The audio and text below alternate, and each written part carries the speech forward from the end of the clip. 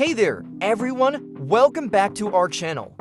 Today, we're going to show you how to change your username on Telegram using your trusty Android phone. So, let's get started. First things first, open up your Telegram app and head over to the Settings tab.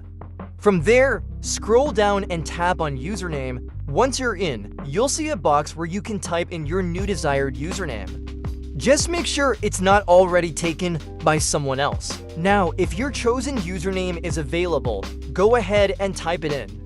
If it's not available, don't worry. Just try another one until you find one that works for you.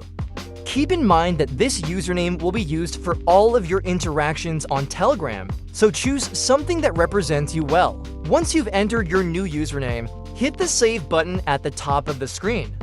And that's it. You successfully changed your username on Telegram using your Android phone. Easy peasy, right? Thank you so much for watching this video.